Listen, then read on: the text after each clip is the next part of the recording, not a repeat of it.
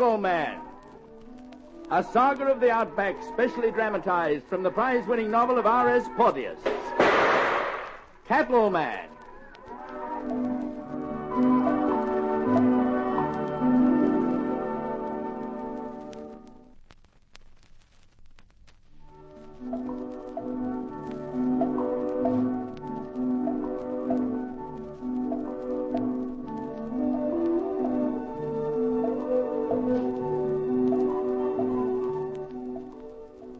Anne had come home to Coolabah with her sister Judith, much to Dan Clancy's dismay.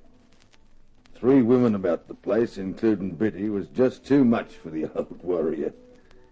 And to add to his problems, on their first morning home, Anne had a visitor in the person of Sergeant Dunn, the local police officer from Miranda, who was obviously intent on getting his own back by telling Anne of my trouble with the law.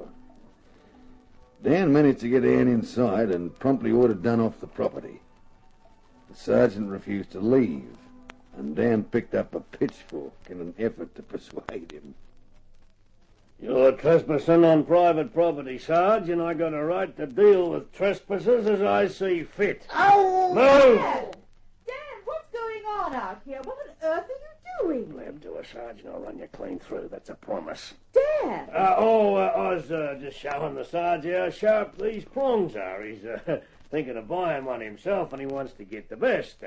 Nothing like a practical demonstration, I always say. Hey, Sarge? Oh! What was that you said? Speak up, we can't hear you. Yeah, that's right, Mrs. McCready. I've been needing one of these things for long enough. Just ain't got round to buying one.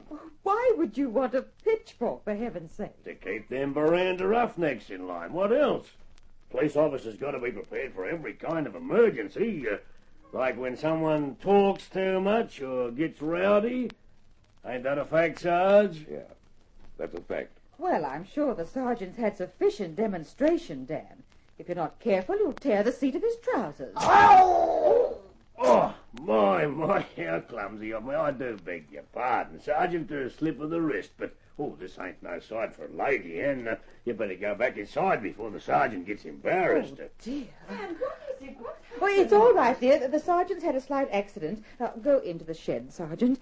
Dan, you bring his trousers in and I'll mend them. He can't possibly go back to town like that. Now, come along, Judith. How did he do it? Dan did it with a pitchfork. His hands slipped. Clancy, I'll kill you for this. I'll kill you. Steady, Sarge. You'll lose them all together. In all my life, no one ever made a fool of me like you just done. Take it easy. I'll buy you a new pair. But I'm living... They've gone inside. Now you can breathe easy. I reckon Ed was right, though. Wouldn't do for you to be seen in town like that. You duck in the shed and take 'em off, and I'll take 'em into her. Few stitches, I'll be good as new.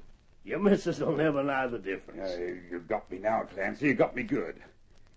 But there's going to be a next time, and by heavens, I'll fix your apricot. I'll fix it so you want to mend it or don't you? Then get in that shed. And get in there fast or you'll ride back at veranda as you are.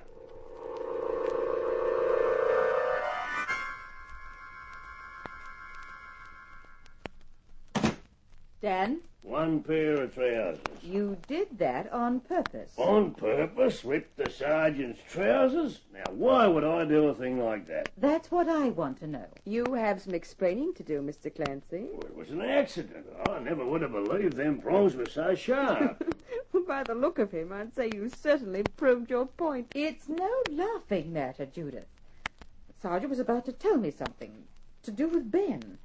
And that's when you called me into the house. We can talk about it later. If you don't get a move on with them trousers, the poor bloke might catch a chill. Then he'd really have something to complain about.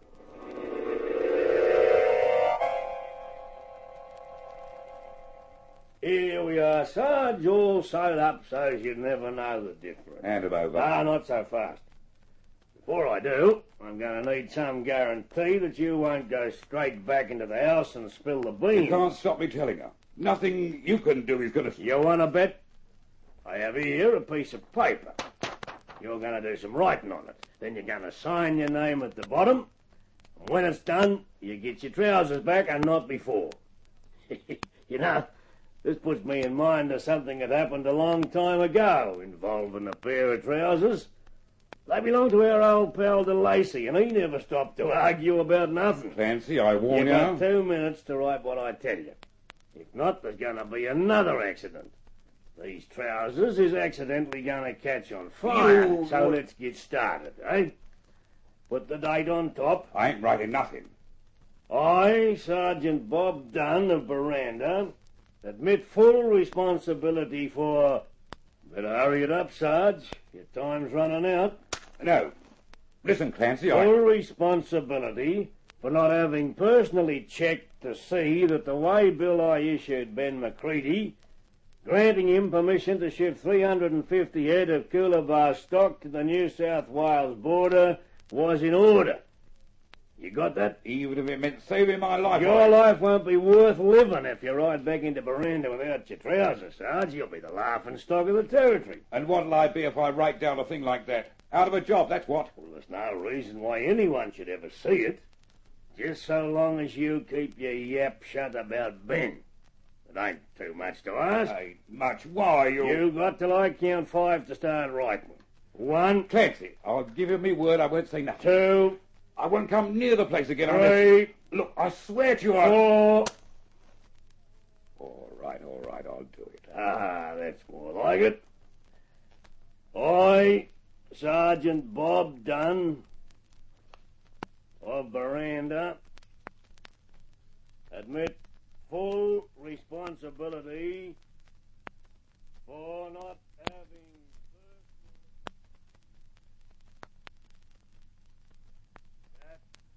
The above is true in every detail.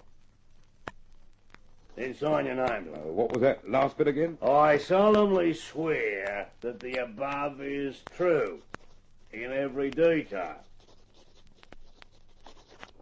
Ah, now your signature. Yeah, I reckon that should do it. I'll just put this safely away. And here's your trousers.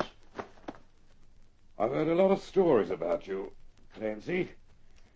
Most of them I never believed till now. There's one thing you can believe, Sarge. When I make a deal, I stick to it. Now, there's no reason there should be any hard feelings over this. I promised Ben I'd do my best to protect his interests, and that's all I'm doing. Dan, can I come in? Sure. The Sarge is respectable again now. Oh, Sergeant, I must apologize for Mr. Clancy. It was really too careless of him. That's all right, Mrs. McCready. Wasn't none of your doing? Before we were so rudely interrupted, you were going to tell me something about Ben. Oh, it was nothing important. Just about a way bill I made out for him a while back. I needn't bother you with it now. Mr. Clancy cleared things up. Are you sure there's nothing else? No, nothing. Well, in that case, perhaps you'd care to join us inside for a cup of tea. Judith's just made a party. Thanks all the same, but I've got to be pushing off. A lot of things to do in town. But surely you can spare... The Sergeant's a busy man, Anne. We wouldn't want to keep him from his duty. Well... glad you stopped by, Sarge. Like I said, I hope there's no hard feelings. Next time I'm in town, I'll call in and buy you a drink.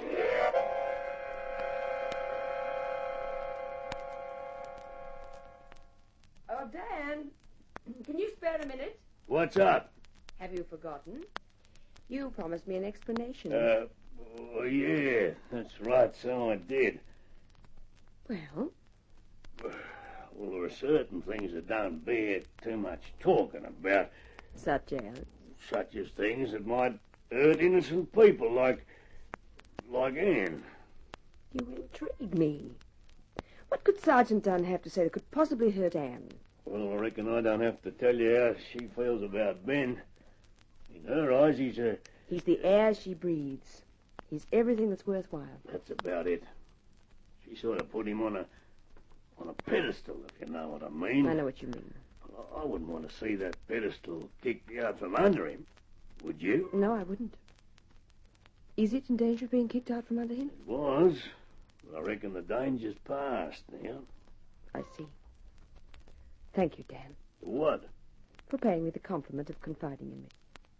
I won't ask any more questions, on one condition. What's that? That you teach me how to ride. Teach you how to what? To ride a horse. I've never ridden one before. Never ridden a horse? Never. Well, I'll be blowed. Dear, I thought you was an educated woman. Oh, certain aspects of my schooling were overlooked. Oh, so you want me to teach you? I'd be very grateful. Of course, you know that horses are pretty temperamental. They are? Oh, crikey, yeah. You got to know how to handle them. I'm sure you can show me. Well, there's certain things you got to learn for yourself, such as how to fall when they chuck you. How to fall? So you don't break no bones. Oh, dear, that wouldn't do at all. I once saw a fella thrown 23 feet up, landed on his skull, bang. Was he badly hurt? They buried him next day. You wouldn't be trying to scare me off, would you, Mr. Clancy? Hey, I wouldn't do a thing like that. You want to ride? That's fine. Come on, I'll give you your first lesson. Now? Why not? There's old Sally over there. I'll get her saddled for you. Quiet as a mouse she is. Oh, there's just one thing to watch with her. Oh, what's that? When she throws you, keep your head covered so she don't trample you. Trample me? Yeah, it's a kind of habit of hers. Well, she don't mean nothing by it. It's just her way of having a little fun. If you don't mind, Mr. Clancy, I think I might leave my first lesson till tomorrow. I just had Anne fix my hair, and I'd hate to have Sally mess it up.